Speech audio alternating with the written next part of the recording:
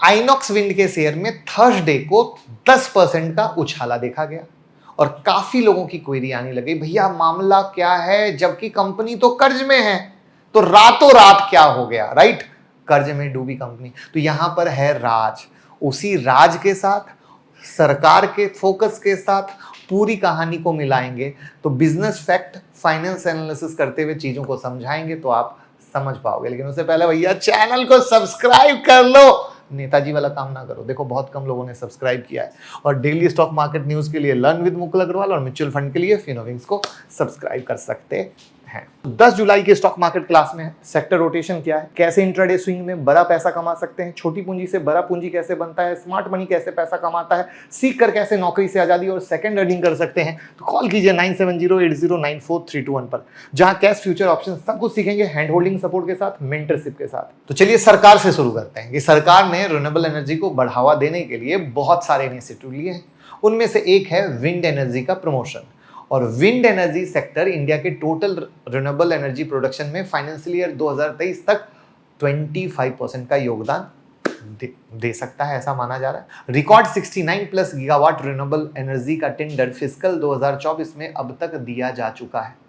तो चलिए जानते हैं कि पहले ये कंपनी करते हैं, मतलब मैंने सरकार की बात बताई, अब कंपनी की बात करते हैं और तब चीजों को मिलाने की कोशिश करेंगे, क्योंकि अब इससे ये पता चलेगा कि रिन्यूएबल में सरकार का कितना फोकस है, ठीक है ना। तो 2009 में बनी ये कंपनी रिन्यूएबल एनर्जी सेक्टर की कंपनी है जो कि विंड एनर्जी प्रोजेक्ट डेवलप करती है और इंडियन रिन्यूएबल एनर्जी सेक्टर में बेहतरीन कंट्रीब्यूशन दे रही है और मार्केट शेयर 7% का। इसके मेजर प्रोडक्ट की बात करें तो इसका फ्लैगशिप प्रोडक्ट है MWDFIG double fed induction generator. मैं प्रोडक्ट की फोटो भी दिखा देता हूं। अब आप कहोगे सर ये जनरेटर काम क्या करता है, नाम ही बोलना मुश्किल है, सुने भी पहली बार।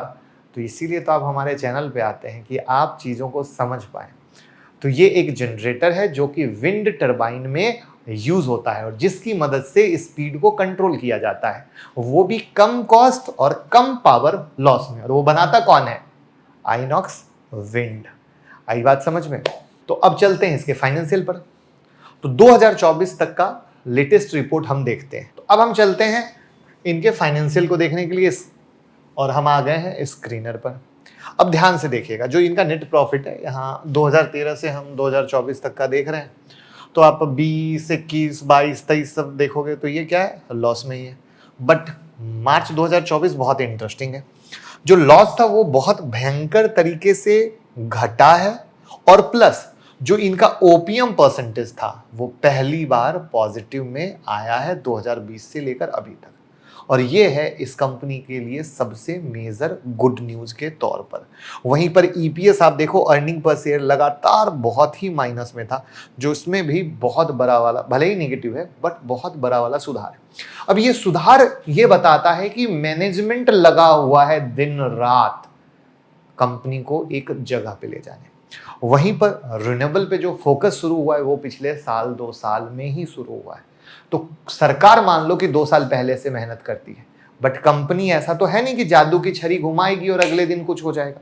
कंपनी पहले देखेगी सरकार क्या कर रही है, फिर थोड़ा वेट एंड वॉच करेगी, फिर दौड़ना शुरू करेगी और तब चीजें आगे बढ़ती जाती है। यहां पे अगर हम एक चीज दिखाएं तो आप ये रेवेन्यू देख लेना कि कंपनी का जो 100% रेवेन्यू आ रहा है वो जनरेशन से आ रहा है। और रिन्यूएबल एनर्जी हम अगर देखें कि हमारे इंडिया में कैसे कितना परसेंटेज यूज हो रही है, तो आप ये पाओगे कि भैया मैंने bio energy, hydro power, solar energy और विंड एनर्जी सबको बाइफर्केट किया है। विंड का अगर आप देखो तो ये येलो वाला है जो आपको बता रहा है। तो अब हम आते हैं उस न्यूज पर और तब एक पूरी समरी बनाएंगे जो वीडियो की शुरुआत में तेजी की थी। तो रातों रात कर्ज में डूबी कंपनी शेयर में हाई क्यों लगा, राइट? तो इसके पीछे की बड़ी वजह है इसके प्रमोटर ने 900 करोड़ रुपए का इक्विटी इन्वेस्टमेंट किया है और ये इन्वेस्टमेंट कंपनी के एक्सटर्नल लोन को कम करने और कर्ज मुक्त कंपनी बन जाए ऐसा करने के लिए किया गया है। अब देखिए पैसा आने से क्या होगा। सबसे पहले तो जब कंपनी के पास पैसा आ गया तो जो पैसा कर्ज पे लिया है वो पैसा घटेगा, तो जो कंपनी इंटरेस्ट पे कर रही है, ब्याज पे कर रही है, वो ब्याज नहीं जाएगा। और वो ब्याज कहां से जा रहा था? प्रॉफिट में से जा रहा था। तो अगर ब्याज नहीं जाएगा तो प्रॉफिट यहां से इंप्रूव करेगा, सही या गलत? तो कंपनी के प्रोमोटर ने विजन देखा कि सरकार भी कर रही है, यहां पर फ्यूचर भी है, तभी अपने पॉकेट का पैसा डाला, वरना बिल्कुल नहीं डालता। ठीक है, यहां पर यह जान लीजिए कि गवर्नमेंट जो है रिन्यूएबल एनर्जी सेक्टर में खूब इन्वेस्ट कर रही है। गवर्नमेंट ने 2030 तक टारगेट रखा है, जिसे वो पूरा करने के लिए सफल प्रयास भी कर रही है।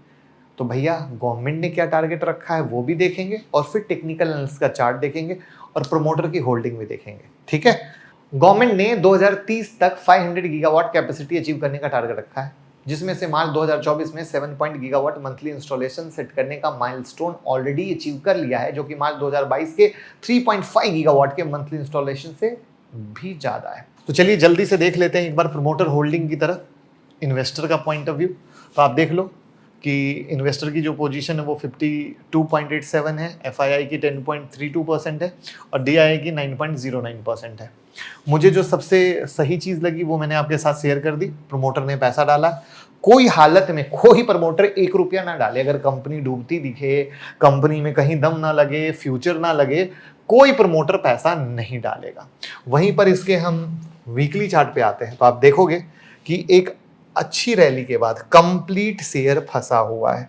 शेयर में कुछ भी ऐसा मूवमेंट नहीं है जो कुछ नया कर सके, और ये बॉक्स एक इंतजार में है कि कोई ऐसा हुक आए जो मैं इसको अनदर मोमेंट पे ले जाऊं। वो हुक अभी ये जरूर मिला है, बाकी आगे की कहानी होगी। तो बट ऐसे शेयर में क्या होता है, हम नजर रखते हैं, थोड़ा सा इंप्रूवमेंट तो दिखाई रिजल्ट के बेस पर, तो थोड़ा जल्दबाजी ना करें, बल्कि इसको आप तोड़ लें किस पे, डेली चार्ट पे। और डेली चार्ट पे आपको दिखाता हूं।